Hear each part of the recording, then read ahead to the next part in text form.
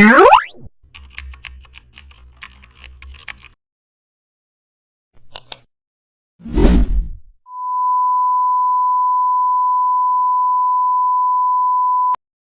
back to the channel and don't forget to like, share and subscribe for more updates.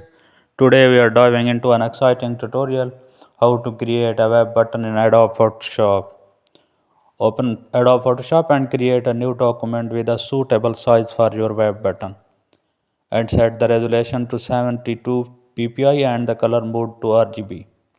Choose a foreground color for your button and fill the layer with it, and also add a layer style to give your button a 3D style layer, and also adjust the bevel and emboss setting to your liking, and also add some text to your button using a suitable font.